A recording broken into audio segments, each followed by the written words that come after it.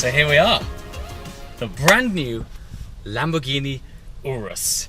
Now this is quite an occasion. I feel incredibly privileged to be sitting in this car so early.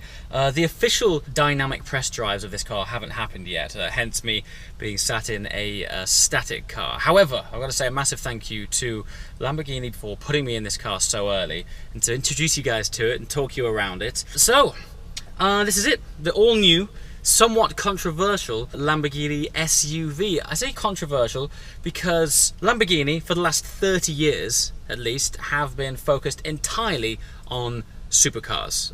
They need no introduction, but the thought of them a few years ago launching a 4x4, a sports utility vehicle, was almost crazy. Then we see the concept car. The aesthetics of that car, I think, caught everyone's attention, and now here we are sat in their very new SUV. Now I say for the last 30 years because actually Lamborghini did once upon a time make an SUV. It was called the LM002. That car predominantly was originally commissioned for military purposes, but it eventually got put into small production, I think of just over around 350 cars for civilian use. And because it was originally developed as a military vehicle, the civilians started referring to it as the Rambo Lambo, which I think is an awesome name. And here we are, fast forwarding 30 years later in their proper SUV, which they are having, might I say, a fantastic first start. Now, less about the history.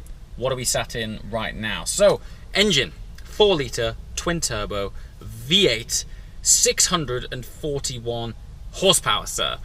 Now, for an SUV, that is colossal. It is second in power only to the Jeep Cherokee Trackhawk. So it'll be interesting to see which one of those two applies the power best to the floor when the inevitable comparison happens. However, being sat in this thing now, you can already tell that in terms of premium SUV feel, Lamborghini have really taken this to the next level. It is to touch everything, just to sit in it is a very special experience, and that for me was something that I hoped for upon the launch of this car.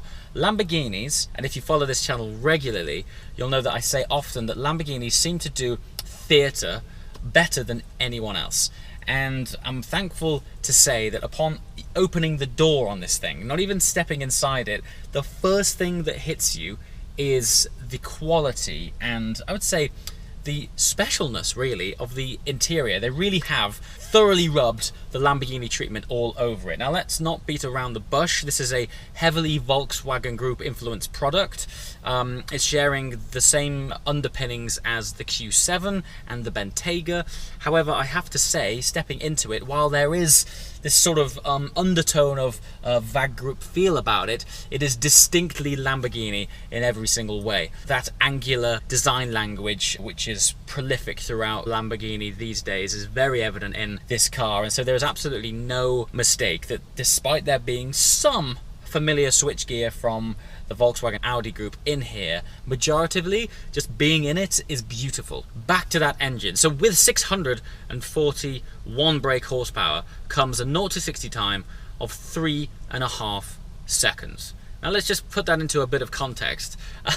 I remember when Lamborghini themselves launched their Gallardo supercar only a few years ago. That had a very similar 0 to 60 speed. And today we find ourselves in this very practical 4-seater, 4x4 SUV pushing out the same 0 to 60 times. So I cannot wait to experience the drive of this car. Also, it's running a twin turbocharged engine. So while in the past Lamborghini cars have been naturally aspirated, I would imagine the assistance of the extra torque in this is going to make it an absolute wonder to drive. Now don't forget, as an SUV, as a 4x4, this is a car that is very much designed to be driven and used every single day. The boot is huge, it looks practical, but still constructed with very plush surroundings, so your designer bag will look perfect amongst the resplendent Alcantara and leather trim boot. But what is unique about the Urus, which I can't talk about with confidence yet because I haven't actually driven it, but the idea of this car and what sets it apart is the fact that Lamborghini are claiming that it is as good in the sand dunes as it is on a dynamic handling road. So the idea is that you can take this thing off-roading, plow it through the desert, do all of your practical utility functions that cars like this are typically all about, but then, dare I say it, you could take it to the track. Now don't get me wrong, this isn't a track car by any means, but Lamborghini are saying that they have blurred the lines between practicality and sportiness. So to be able to experience that, it's going to be a wonder. Now I don't doubt it. In this day and age, I'm jumping into supercars, never mind SUVs that are reverse engineering that very process. There's supercars that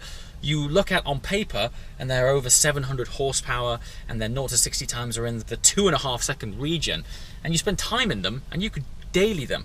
So if Lamborghini have taken that concept and done it the other way around and taken a platform that is dailyable, a very practical and plush inside, but you can flick a switch and it turns into a raving performance animal, I am all for that. Now, speaking of performance, despite the fact that the underpinnings of this car are based on Volkswagen's MLB platform, which is the Bentayga, the Q7, the Porsche Cayenne, obviously Lamborghini have applied their own tuning to it, and they are promising that this thing is going to outperform all of those cars, which is something I guess you would expect, but it's nice to know that they're putting a lot of emphasis on performance to still reinforce the Lamborghini heritage. So, of course, 4x4. However, the fun doesn't stop there. It has a locking center diff, which is able to send up to 70% of the torque to the front, or up to 87% to the rear.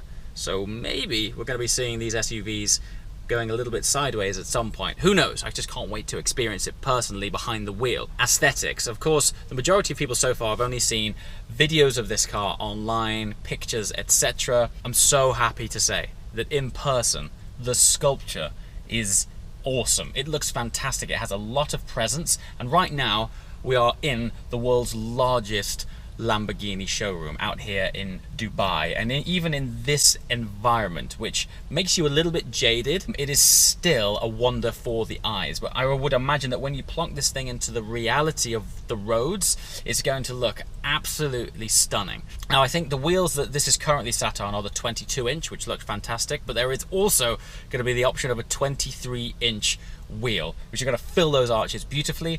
I'm not sure how much that would compromise the ride quality. However, this does have air suspension, so maybe it's going to be calibrated with those 23-inch wheels in favor, and it'll still ride as supple as you might hope for.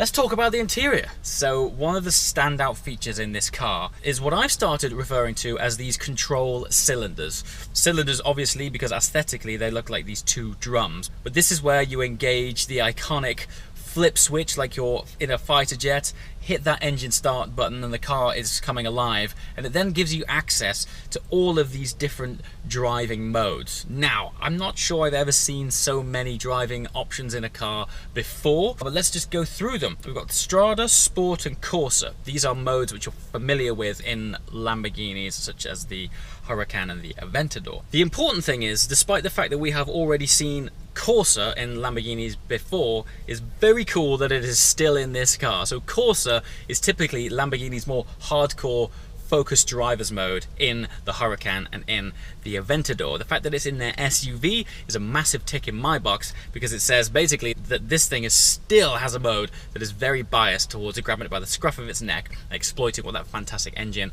and drivetrain is all about. However, then things start to get interesting, and this is where this new realm of Lamborghini, which we've never seen before, opens up new driving experiences. So we've got Sabia, Terra and Neve, and also we have 3 brand new modes never seen before in a Lamborghini: Sabia, sand mode; Terra, earth mode; and Neve, forgive my poor pronunciation of Italian, but essentially snow mode. So this thing's breadth of ability on one cylinder here has 6 different driving modes on one option. So it's going to be crazy to see the breadth of ability this thing has when it's out in the real world. Now, one other important thing to mention about the Urus platform as a whole that hasn't really been touched upon too much is that we know that the Urus is going to debut Lamborghini's first ever hybrid system. Now, this car doesn't have it. The launch car will not have it, but eventually Lamborghini will debut their first hybrid in the Urus. So not only is this a significant model because it's their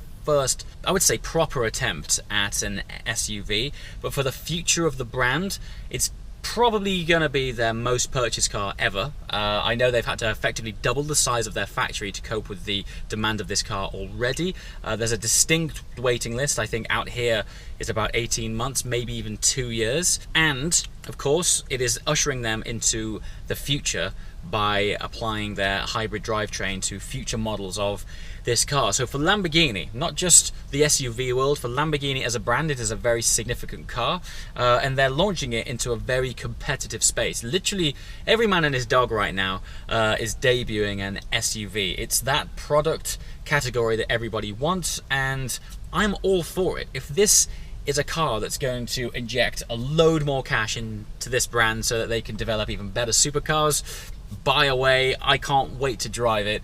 Aesthetically, I think it looks fantastic. I'm really hoping that despite this being a more conservative vehicle in the Lamborghini family, I'm really hoping that some people just go crazy on them and spec some of the wild colors that are currently in the Lamborghini palette. The options are endless. Conventionally, Lamborghini has always been about technical materials, but now we're seeing the lineup of open pore, grained woods, and the leather quality in here. It has this sort of weathered patina that is just a beauty to behold.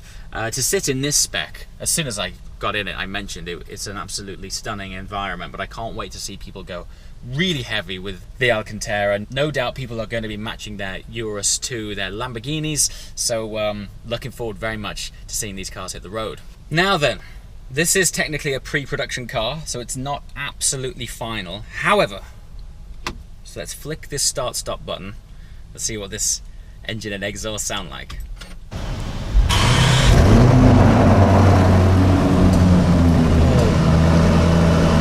Wow. Yes, I would like one. As always, guys, thanks for watching. I'll see you next time. Ciao.